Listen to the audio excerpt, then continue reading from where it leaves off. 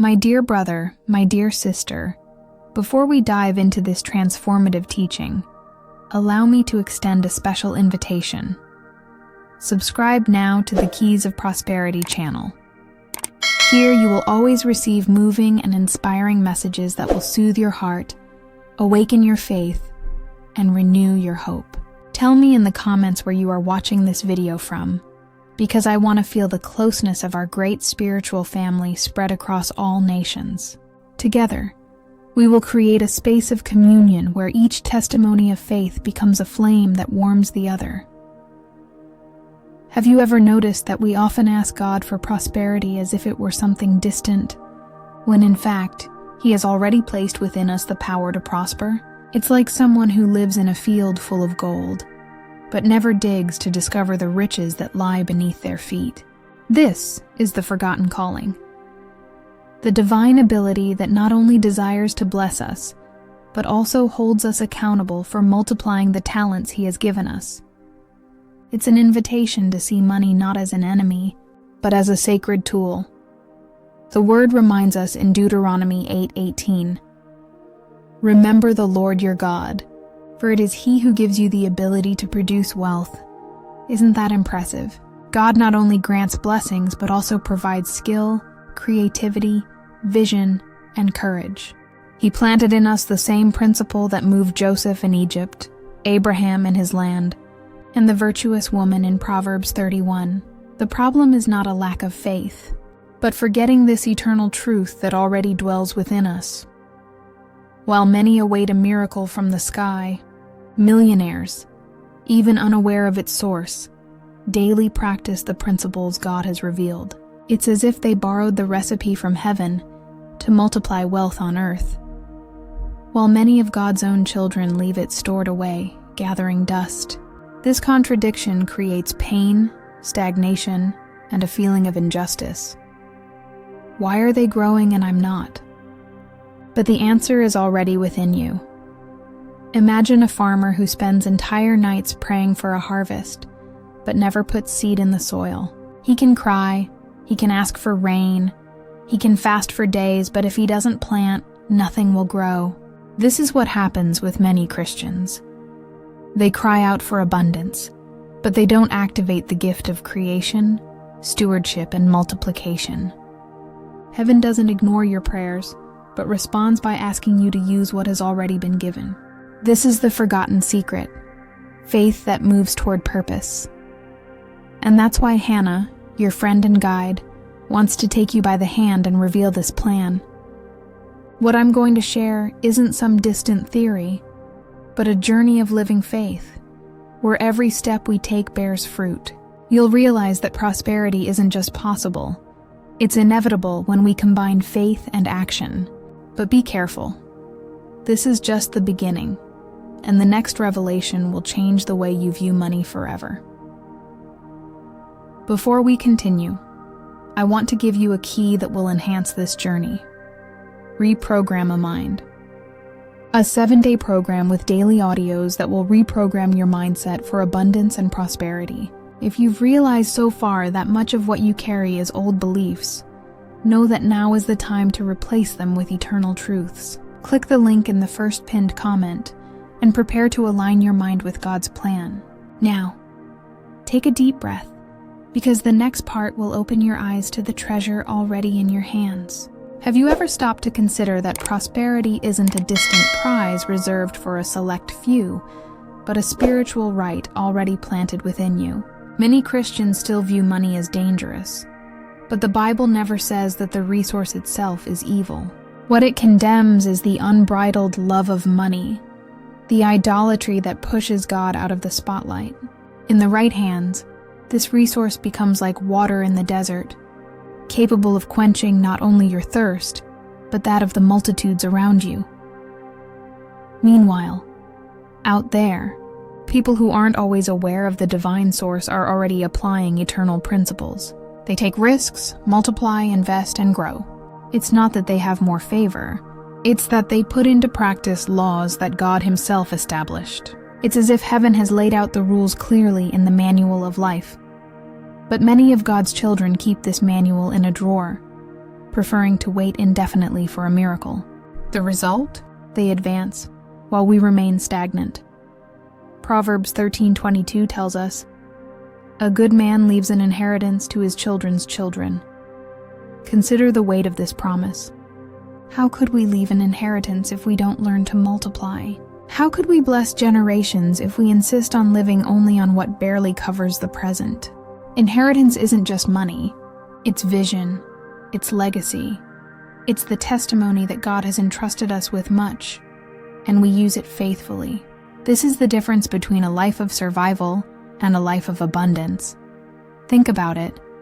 If a father leaves his son only debts and hardships, he breaks the cycle of promise. But when he leaves resources, knowledge, and purpose, he plants trees that will provide shade for grandchildren and great-grandchildren. This is the treasure already in his hands. What's often missing isn't the blessing, but the courage to see and activate what has already been given. The Bible never asked us to hide our talents in the ground, but to multiply them wisely. And here's a metaphor. Imagine a safe inside your heart, guarded by spiritual keys. This safe contains ideas, gifts, creativity, and even the power to create wealth. Many live as if this safe were locked, but in reality, the key is in their hands. The secret is to use it, unlock what God has already deposited, and allow the world to see the fruits of this abundance. It's not about ego, but about obedience. The Apostle Paul reminds us in 2 Timothy 1:7, "God has not given us a spirit of fear, but of power and of love and of a sound mind. Fear paralyzes, but love multiplies." Fear buries talents, but courage paves the way. And it is in this power that you must walk, not to show off, but to serve, not to compete, but to fulfill the calling to sustain, bless, and expand the kingdom. This is the true hidden treasure that you are now being called to awaken. But wait, there's something even deeper we need to unravel.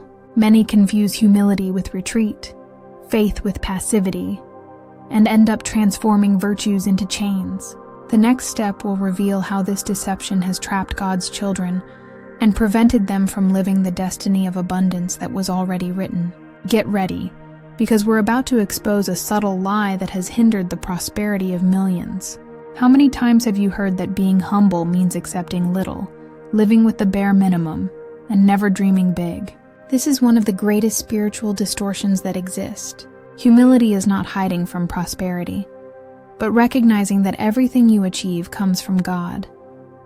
Being humble does not mean living in silence, but shining in a way that makes everyone know that the light comes from the Lord. When we confuse humility with passivity, we become like servants who bury talents, waiting for heaven to do what we ourselves were called to do. Joseph in Egypt is a living example of this truth. He didn't refuse to manage Pharaoh's treasures out of modesty or fear of appearing greedy. On the contrary, he understood that the wisdom he possessed came from God, and that his mission was to multiply, organize, and save millions from famine. Joseph wasn't condemned for handling wealth. He was exalted. This shows us that true humility is courageously accepting the calling to manage what belongs to the Lord. But see how it happens. Many mistake silence for wisdom, when in fact it's just fear. They mistake a lack of action for faith, when it's disguised disbelief. They mistake poverty for spirituality, when it's simply a lack of action. This deception is like a fog that covers the eyes and makes the treasure seem invisible.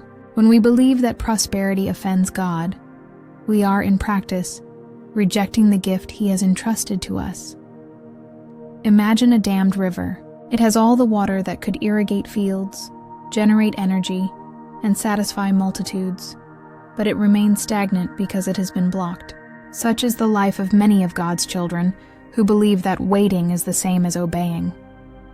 The river only fulfills its purpose when it flows, and prosperity only fulfills its calling when it circulates, grows, blesses, and transforms. Stagnation was never the Lord's will.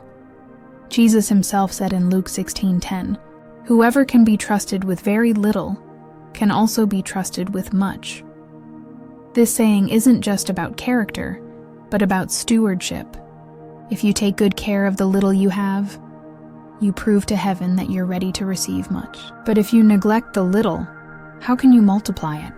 God doesn't take pleasure in seeing talents buried.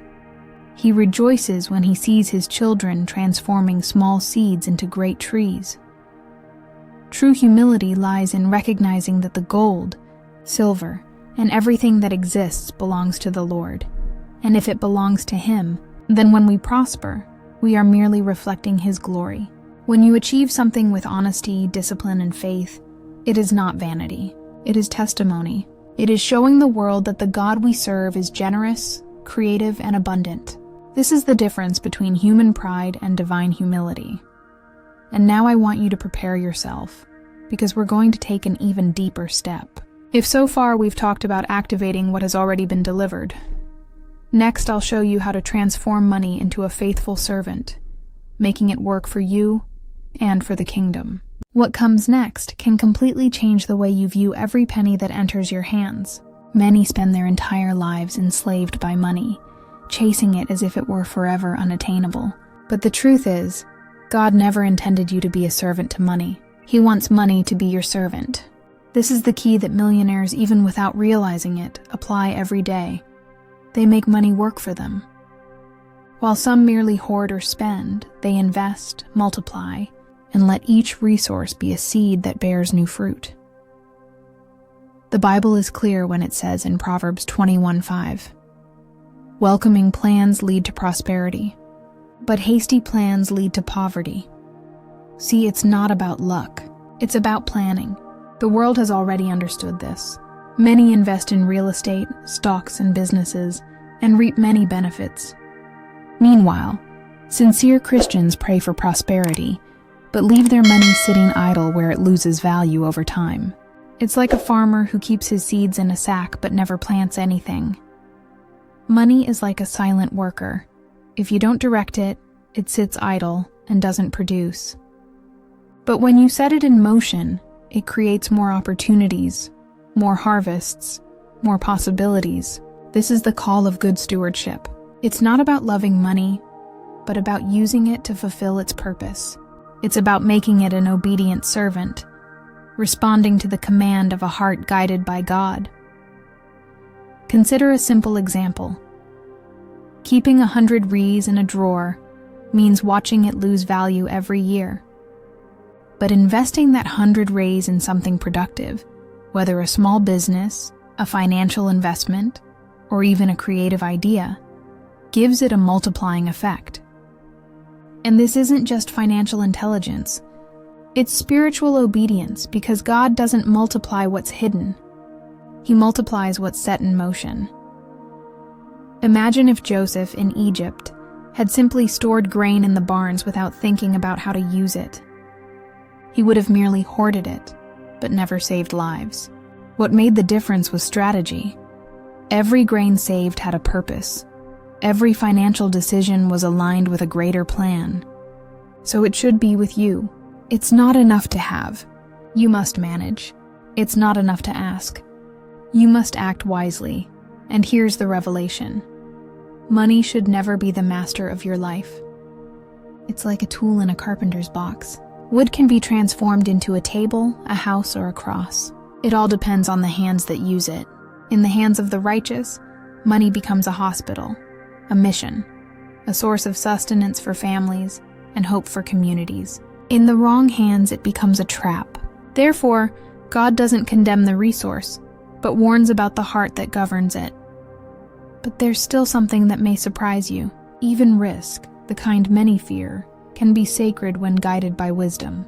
Because the Bible doesn't call us to bury our talents, but to multiply them with courage. In the next part, we'll cross this threshold together and discover how faith meets risk, and how it is precisely in this encounter that true prosperity begins to blossom. Now take a deep breath. I want you to close your eyes for a moment and allow each word to penetrate the depths of your mind and heart. This is a moment of alignment, a moment when your faith and your words come together to create an atmosphere of transformation. The Bible reminds us in Proverbs 18:21 that death and life are in the power of the tongue. So, what you say today shapes the harvest you will reap tomorrow. Repeat after me, aloud or silently, but with all the faith within you. All things come to me with ease, joy and glory. All things come to me with ease, joy and glory. The Lord is my inexhaustible source. The Lord is my inexhaustible source. When you affirm this, you are not asking for luck.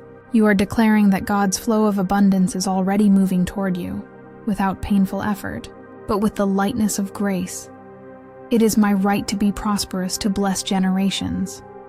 It is my right to be prosperous to bless generations.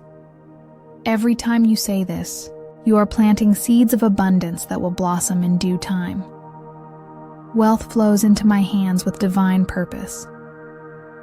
Wealth flows into my hands with divine purpose. And see, in your mind, rivers of provision coming to you, bringing not just numbers, but impact, transformation, touched lives.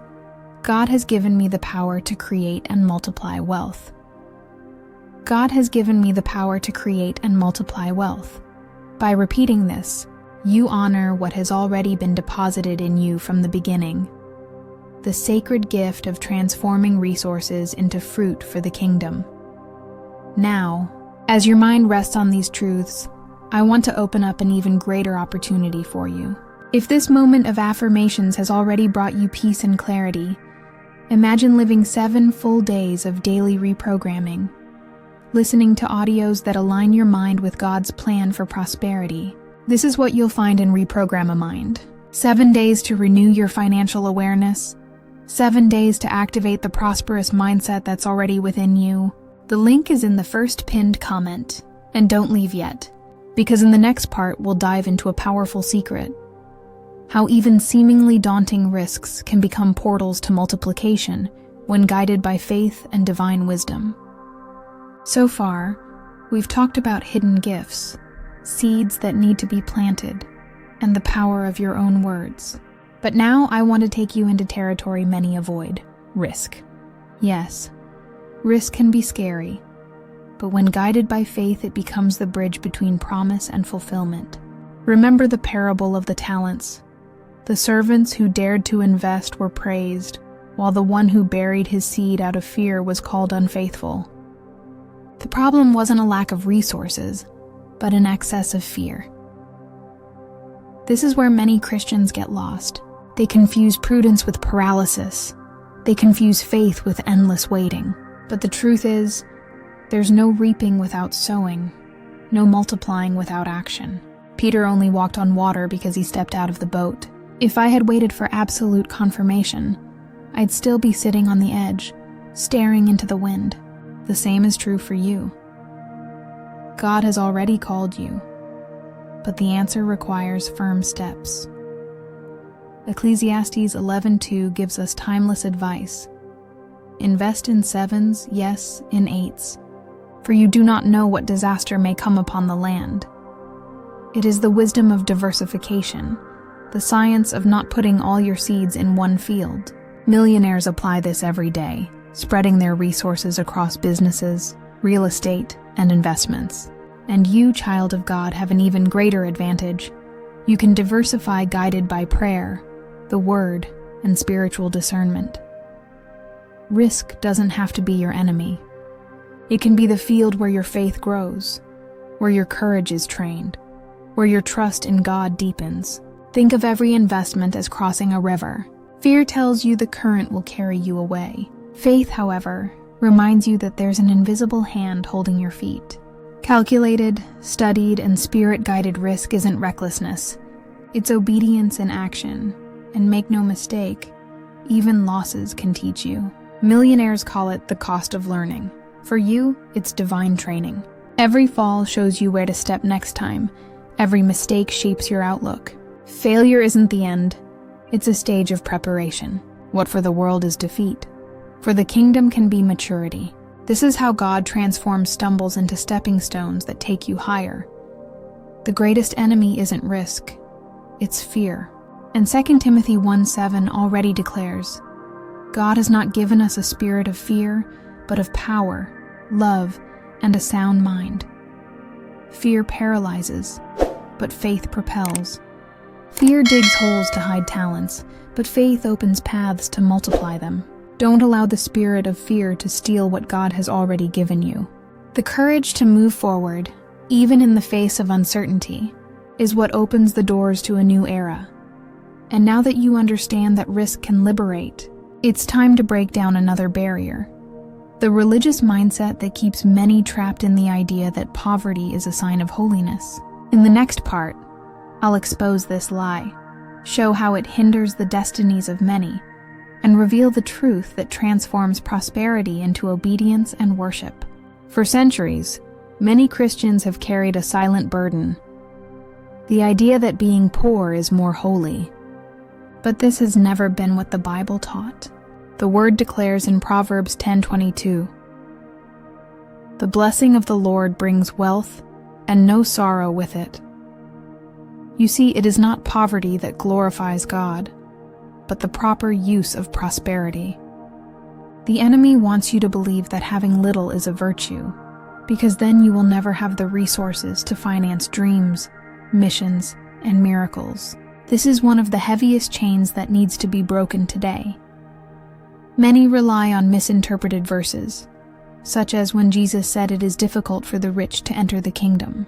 But they forget that he also had wealthy followers who used their possessions for the kingdom, such as Joseph of Arimathea, who offered his tomb for the Lord's body. The problem was never wealth, but rather dependence on it. Money is not a curse. It multiplies what already exists in the heart. In the hands of a righteous person, it becomes a blessing for multitudes. Now imagine, how many charitable projects, how many hospitals, how many families could be transformed if God's children weren't afraid to prosper? Every penny in the hands of an obedient Christian is a soldier in God's army, capable of invading territories of hunger, disease, and injustice. Poverty is not holiness. It is limitation. And the Father hasn't called you to live limited, but to live as heirs to his promises.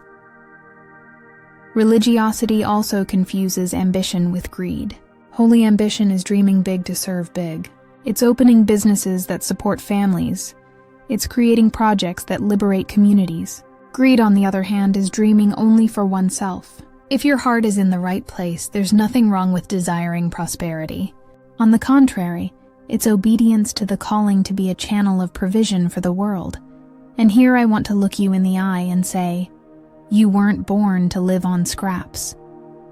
You were born to reflect the God of abundance. Stop apologizing for dreaming big. Stop shrinking yourself to fit into molds that were never God's. When you accept living small, you're denying the world the chance to see the extent of the Father's goodness through you. True humility is using everything he has given you to bless beyond measure. Therefore, I invite you to make an act of faith now. Subscribe to the channel and write the word Amen in the comments. This simple gesture is more than a response. It's a public declaration that you are breaking the chains of a limited mindset and entering a new era. Each Amen you write is a spiritual key that opens doors of abundance. Don't put it off. Do it now.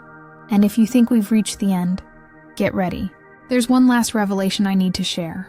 An extra part where we'll end this journey with infinite gratitude and a clear vision that prosperity isn't a destination, but a continuous path. Take a deep breath, because what comes next is God's seal on everything we've discussed so far. My beloved brother, my beloved sister, we have reached the moment to seal all that we have experienced together in this message. And I want you to receive each word as a hug from heaven. Prosperity is not a fixed destination. It is not a finish line. It is a continuous journey, a road of faith and obedience, where each step reveals new horizons of abundance. Today, you have taken an important step. You have opened your eyes to see that you already carry within you the divine ability to prosper. Feel a river flowing within you now, a river that never runs dry because its source is eternal. This river represents God's love flowing into your life, bringing provision, hope, and new opportunities. You do not walk alone. Your every effort is sustained by the Lord's mighty arm. Every seed planted in faithfulness will be multiplied, not only for you, but for all who are touched by your generosity. I want to express my infinite gratitude to you, who have walked with me this far. You are not just hearing words, you are experiencing a transformation. Every verse, every metaphor, every affirmation was sown to awaken in you the awareness that prosperity is part of God's plan. Thank you for opening your heart, for allowing this message to be like rain watering the fertile soil of your mind and soul. And remember, you are part of something bigger. You are not a distant spectator. You are a link in this chain of faith that spans nations, languages, and cultures. Every comment, every inscription, every amen written here is like a flame lit on God's altar, showing the world that there is a people willing to live in the fullness of the promise. You are a living part of this community that believes in prosperity with purpose.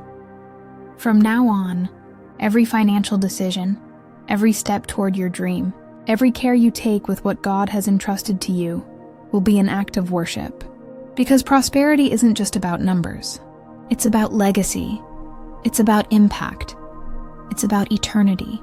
When you honor God with your resources, you are building treasures that will never be lost, that transcend generations and reach the Father's heart. So, never forget, prosperity is a daily invitation. It's like the sun rising every morning, reminding you that there's always a new chance to begin again, to grow, and to flourish. Don't look back in fear. Look forward with hope. The same God who sustained Abraham, Joseph, and so many others is the same one who holds your hand today and says, "Fear not, for I am with you." And with this certainty, I conclude this meeting with one word: gratitude.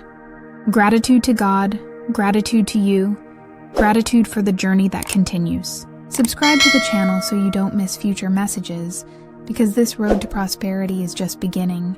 And remember, each time you return here, it's like returning to a spring that never runs dry. Receive my blessing and my prayer, and go live the abundance that is already written for your life.